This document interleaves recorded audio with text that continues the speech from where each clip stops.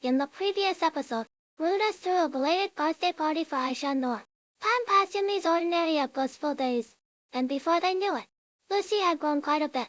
Looking at the adorable Lucy, Rudeus felt that if angels truly existed, they couldn't possibly be any cuter. To take better care of Lucy, Rudeus specifically hired a wet nurse. It was none other than his former teammate, Susanna, who had now married Timothy and moved to Sharia. When talking about Sarah, Susanna mentioned that she was still working as an adventurer. She advised Rudeus to talk to her sooner rather than later, since no one knows when an adventurer might lose their life.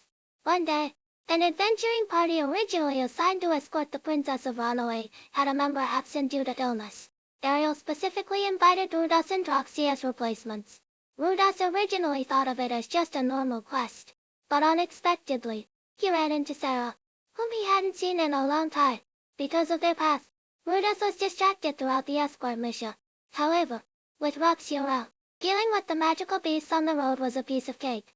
So, the group safely escorted the princess to the first rest stop.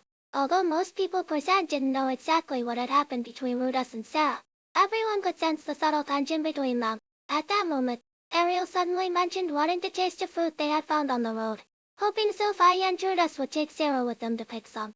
Sophie, however, said it would be better if Rudeus went alone, trusting that he could handle it properly.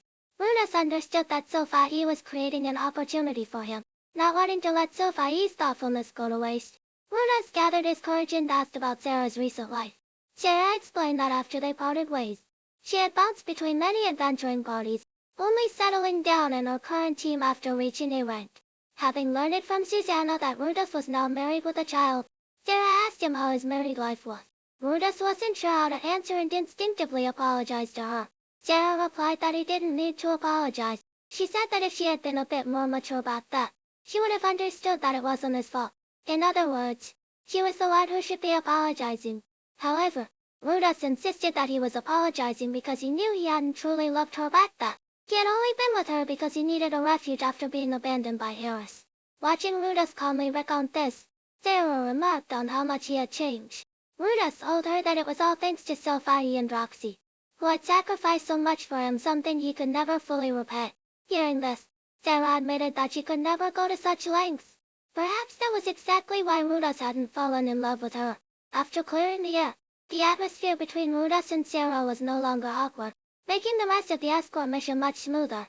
The mission was successfully completed, and after bidding each other farewell, Rudeus and Sarah parted ways.